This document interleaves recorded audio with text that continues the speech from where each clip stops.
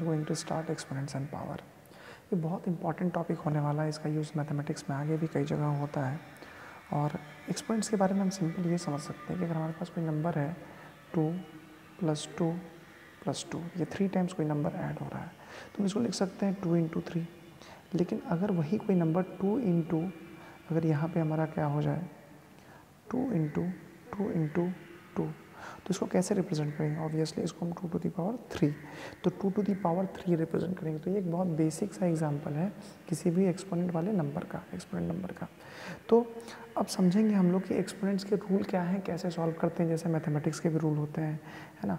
तो हम लोग उसको कैसे सॉल्व करेंगे इस चीज़ को समझेंगे। तो पहला रूल क्या कहता है कि अगर कोई भी निगेटिव नंबर हो, कोई भी निगेटिव नंबर मान लीजिए -1 -2 -3 -4 एक्सेट्रा, तो उसको अगर पावर दिया हुआ है ऑड, अगर पावर क्या है ऑड है, तो ऑब्वियसली रिजल्ट क्या होगा, हमेशा नेगेटिव ही आएगा। अगर -2 होगा ऑब्वियसली नंबर -32 हो जाएगा, बट वो माइनस ही होगा, ये चीज़ हम लोगों को ध्यान में रखना है। वही अगर यहाँ पे क्या रहे, पावर इवन रहे, तो ये हमेशा क्या होगा, पॉजिटिव होगा। तो ये एक बेसिक सा रूल है, वही चीज़ यहाँ बताया गया है। आगे देखते हैं हम लोग, यहाँ पे कुछ नंबर्स दिए गए हैं, कैसे हम लोग किसी भी नंबर को रिप्रेजेंट कर सकते हैं एक्सपोनेंशियल फॉर्म में।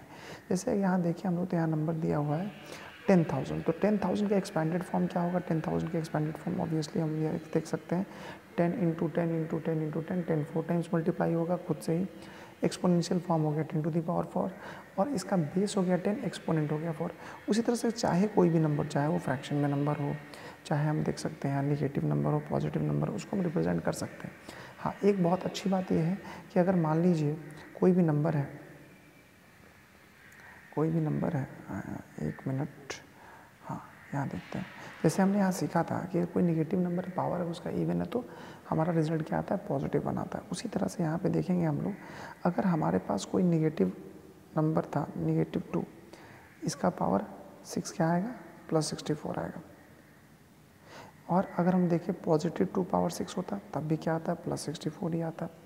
यानी हम कह सकते हैं कि ऐसे कई सारे कॉम्बिनेशंस बन सकते हैं, ऐसे कई सारे नंबर्स हैं जिसको एक्सपोनेंशियल फॉर्म में रिप्रेजेंट करें, और अगर उनका पावर इवन होता है तो बेस हम निगेटिव भी रख सकते हैं, बेस हम पॉजिटिव भी रख सकते हैं।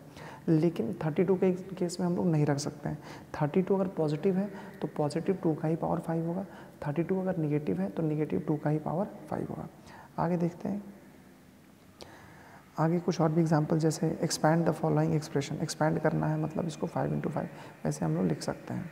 आगे देखते हैं, जैसे यहाँ दिया, if 400 can be prime factorised as 2 to the power x × 5 to the power 2, then what is the value of x, x का क्या वैल्यू होगा।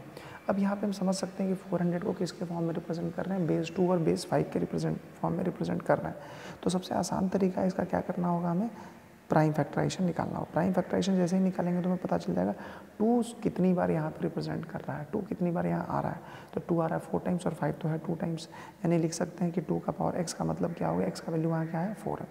अब इसका वैल्यू हमें निकालना है, ऑब्वियसली निकाल सकते हैं -3 का पावर 3, -3 खुद से ही 3 बार मल्टीप्लाई होगा, दैट मीन्स -27, और मल्टीप्लाई करके आंसर ला सकते हैं।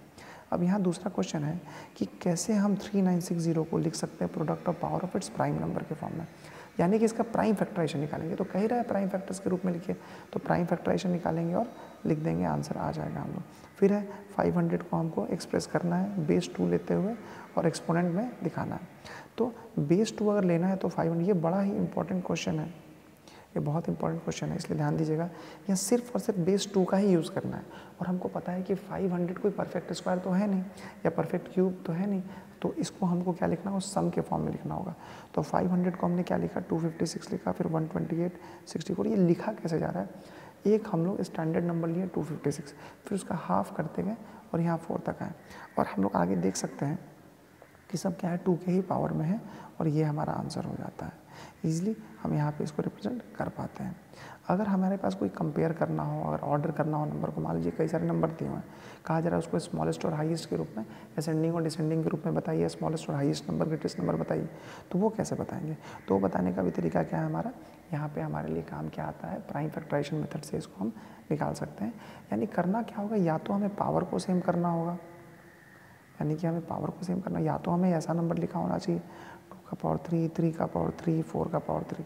तो कह सकते हैं कि भाई अगर पावर सेम है तो जिसका बेस बड़ा होगा वो हमारा रिजल्ट एक्स्ट्रा देगा, रिजल्ट हमारा बड़ा देगा। या फिर अगर हमें बेस को सेम करना होगा, यानी कि 2 का 4, 2 का 5, 2 का 6, हमें बेस को सेम करना और पावर देख के हम बता सकते हैं। यानी यही दो तरीका है एक्सपोनेंशियल नंबर्स को कंपेयर करने का, या तो बेस को सेम कर दीजिए या तो फिर पावर को यानी एक्सपोनेंट को सेम कर दीजिए, हमारा रिजल्ट आ जाएगा। आगे देखते हैं, कह रहा है अरेंज करना है इसे, इसको कैसे अरेंज करेंगे। तो अब यहाँ पे क्या है, अगर हमें नहीं पता चल रहा है कि इसका बेस सेम भी नहीं कर सकते हैं, पावर भी सेम नहीं कर सकते हैं, यानी हमारे पास लास्ट ऑफ क्या है, इसका वैल्यूज़ हमें निकालना पड़ेगा और वैल्यू निकाल के हम लोग यहाँ बता सकते हैं। यहाँ ही बोल रहा है इसको इंक्रीजिंग ऑर्डर में बताइए, तो यहाँ क्या कर सकते हैं हम लोग, वैल्यूज़ निकाल करके भी बता सकते हैं। आगे देखते हैं, find the greater number out of इतना, इसमें से एक बड़ा नंबर कौन है। तो सिंपल सी बात है, हमें क्या करना होगा, ये जो 10 वाला रीजन है हमारा, ये देख सकते हैं 10 जो है, अगर हम इस 10 टू द पावर 6 यहाँ भी है, 10 टू द पावर 5 यहाँ है, तो इस 10 टू द पावर 6 को या तो 10 टू द पावर 5 बना दें, या तो फिर इस 10 टू द पावर 5 को 10 टू द पावर 6 बना दें, जिससे हमारा क्या होगा, एक प्रोडक्ट फॉर्म, एक 10 टू द पावर हमारा सेम हो जाएगा। और इधर क्या बचेगा हमारे पास, लेफ्ट साइड में सिंपल सा कोई कांस्टेंट नंबर बचेगा, उसको देख के कंपेयर कर सकते हैं। ये रहा पहला तरीका। दूसरा है, इसको एक्सपैंड कर दीजिए, इसको कंप्लीट रिजल्ट लिख दीजिए, सॉल्यूशन लिख दीजिए, तो भी हमारा आंसर पता चल जाएगा। तो एक तो मेथड आप यहाँ देख रहे हैं, दूसरा मेथड मैं आपको यहाँ सॉल्व करके दिखा देता हूँ। जैसे आप देखेंगे 1.5 का पावर 10 टू द पावर 6 है, तो उसको क्या लिख सकते हैं हम लोग, 15 इंटू 10 टू द पावर 5, यानी 15 इंटू 10 टू द पावर 5, यानी यहाँ से 1 मतलब एक जो 10 है हमारा, उसको हमने 15 से मल्टीप्लाई कर दिया, 1.5 से मल्टीप्लाई कर दिया, ये बन गया 15। और यहाँ पे हमारे पास है, तो ये तो एज इट इज़ रहने देंगे, तो पता चल गया 15 बड़ा है या 3.9, ऑब्वियसली 15 बड़ा है, और यहाँ भी हमारे पास वैसा ही रिजल्ट आ रहा है। अब कुछ लॉज है multiplying powers with same base, उसको हम लोग सीख लेते हैं। तो ये सारे लॉज को हम लोग अभी सीखेंगे एक एक करके। जैसे यहाँ पहला रूल क्या कह रहा है कि अगर हमारे पास बेस सेम हो और पावर डिफरेंट हो, तो क्या होता है, हमारा पावर ऐड होता है। वही अगर बेस सेम हो, पावर डिफरेंट हो और अगर वो डिवाइड हो रहा हो, तो क्या हो जाएगा, हमारा सब्ट्रैक्ट हो जाएगा। जैसे यहाँ देख सकते हैं हम लोग, यहाँ भी हमने क्या किया, 2 टू द पावर 6 प्लस 2 कर दिया। क्यों, क्योंकि 64 को लिख सकते हैं 2 टू द पावर 6 और 4 को लिख सकते हैं 2 टू द पावर 2। तो यहाँ क्या हो जाएगा हमारा, ये दोनों पावर ऐड हो जाएगा। रीज़न क्यों, क्योंकि बेस हमारा सेम है। आगे देखते हैं, सिंपली यहाँ भी हमें सॉल्व करना है, 3 to the power 3 into 3 to the power 3, तो ये क्या हो जाएगा, 3 to the power 5 into 3 to the power 3, तो दोनों के बेस को हम लोग सेम रखते हुए पावर को ऐड कर देंगे। दूसरा है कि if a is a non zero integer, then how can the expression a to the power 10 and a to the power 2 be simplified. Obviously क्या हो जाएगा हमारा, बहुत ईजी है, a टू द पावर 12 हो जाएगा। सेम रूल को apply करके देख सकते हैं। यहाँ डिवीज़न में भी है, डिवीज़न में भी कुछ नहीं करना होता है, सेम ही होता है, बस पावर हमारा क्या हो जाता है, सब्ट्रैक्ट हो जाता है। यहाँ हम लोग देख सकते हैं। आगे देखेंगे, law of taking power of power, यानी कि पावर ऑफ पावर अगर कहीं दिया हुआ हो तो उसको कैसे सॉल्व करेंगे। यानी कि यहाँ पे अगर हमारे पास लिखा हुआ है 3 का पावर 2 का पावर 5, तो इस केस में क्या होता है, ये जो पावर है 2 और 5, ये दोनों आपस में मल्टीप्लाई हो जाता है और रिजल्ट हो जाता है 3 का पावर 10। जैसे यहाँ देख सकते हैं, यहाँ लिखा हुआ है -2 का पावर 2 का होल पावर 2, ऑब्वियसली ये दोनों 2 क्या हो जाएगा, एक दूसरे से मल्टीप्लाई हो जाएगा। आगे देखते हैं हम लोग और सॉल्व हम लोग कर सकते हैं। उसी तरह से यहाँ भी दिया हुआ है 2 का पावर 3 का पावर 2 का पावर 2, तो और यहाँ पे इसको कंपेयर करना है, तो ऑब्वियसली क्या करेंगे, इसको हम लोग यहाँ पे कोशिश करना है, ये 4 और 3 12 दे रहा है, और इसको भी मल्टीप्लाई करेंगे तो 12 भी देगा, यानी 3 इंटू 2 इंटू 2, 3 2 6, 6 2 12, ये भी 12 देगा, यानी पावर दोनों का सेम है, तो बेस भी क्या होगा हमारा, इक्वल होगा, बेस भी हमारा क्या हो जाएगा, इक्वल हो जाएगा। यहाँ से हम लोग समझ सकते हैं। इसको सिंप्लीफाई करना है, सिंप्लीफाई बहुत आसानी से किया जा सकता है, बस हमें जैसे यहाँ पावर का पावर है तो इसको सिंप्लीफाइड लिख लेंगे, और जहाँ बेस सेम है पावर ऐड हो जाएगा, जहाँ और अगर वो मल्टीप्लाई हो तो पावर ऐड होगा, और डिवाइड है तो पावर सब्ट्रैक्ट हो जाएगा, आंसर हमारा आ जाएगा इन रूल्स को अप्लाई करते हुए। आगे देखते हैं, अगर मल्टीप्लाइंग करना होगा हमें पावर सेम एक्सपोनेंट, तो कैसे आएगा हमारा, जैसे देख सकते हैं पहले केस में तो हमारा बेस सेम था, पावर डिफरेंट था, अगर हमारा पावर ही सेम हो जाए, बेस ही डिफरेंट हो जाए, तो उसको कैसे निकालेंगे, बहुत आसान है, हम दोनों बेस को एक साथ मल्टीप्लाई कर देंगे, या फिर अगर ये डिवाइड हो रहा होता तो दोनों बेस को डिवाइड कर देते, पावर हमारा सेम ही हो जाता और सॉल्व कर पाते। जैसे यहाँ देख सकते हैं 7 का पावर 4 इंटू 3 का पावर 4 क्या रिजल्ट देगा, 7 इंटू 3 का पावर होल 4, और हम इजीली आंसर निकाल सकते हैं। ये भी हमारा बन जाएगा। क्यों बन जाएगा, क्योंकि ये दोनों क्या मिल के बन जाएगा हमारा 2 का पावर 8 हो जाएगा, तो 2 का पावर 8 इंटू 3 का power 8, obviously it will be 6 का पावर 8। आगे देखते हैं, अगर डिवाइड करना हो सेम ही है हमारा, बस पावर सेम रखते हुए हम लोग इसको डिवाइड कर सकते हैं। ये चीज़ हम लोग यहाँ देख सकते हैं, यानी उसको फ्रैक्शनल फॉर्म में भी दिखाया जा सकता है। आगे देखते हैं कुछ और। ये एक बड़ा इंपॉर्टेंट रूल है, अगर ए का पावर 0 है यानी ए कोई अगर नॉन ज़ीरो नंबर होना चाहिए। क्या होना चाहिए? नॉन ज़ीरो नंबर, यानी निगेटिव हो पॉजिटिव हो कोई फ़र्क नहीं पड़ता है, बट ज़ीरो नहीं होना चाहिए। अगर किसी भी नॉन ज़ीरो नंबर का पावर 0 है, रिजल्ट विल बी ऑलवेज 1। आगे देखते हैं, आगे कुछ क्वेश्चंस हैं जो इस तरह से आप देख सकते हैं बनाया जा सकता है।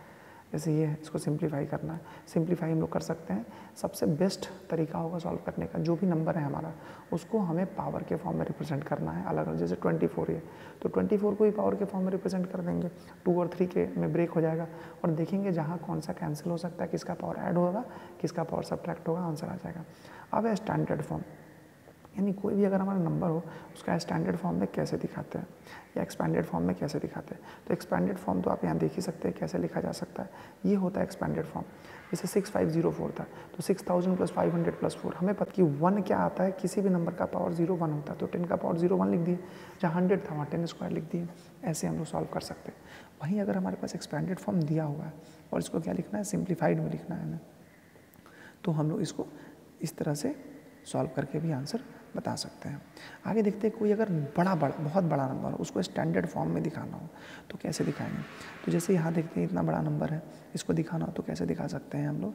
अगर कोई भी नंबर, जैसे मान लीजिए मैं आपको एक अच्छा सा क्वेश्चन देख के बताता हूँ।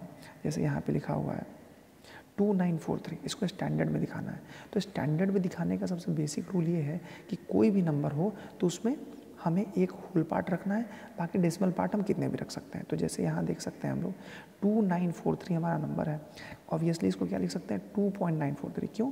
क्योंकि रूल ही कह रहा है कि स्टैंडर्ड फॉर्म में हमें एक नंबर होल में रखना है, एक डिजिट हमें होल पार्ट में रखना है, बाकी डेसिमल में रखना है। यानी 2 को ही हम लोग कहाँ रख सकते हैं, होल पार्ट में रख सकते हैं, बाकी को हमें डेसिमल में रखना पड़ेगा। तो जब ऐसा कर रहे हैं, यानी कि ये तो डेसिमल नंबर है नहीं, लेकिन फिर भी हम क्या कर रहे हैं, इसको डेसिमल पार्ट में भेज रहे हैं। 3 डिजिट को डेसिमल पार्ट में भेजा, यानी 3 ज़ीरोज़ हमें लगाना पड़ेगा। यानी क्या हो जाएगा, 3 ज़ीरोज़ मतलब 1000 मतलब 10⁻3, यानी 2.943 × 10⁻3।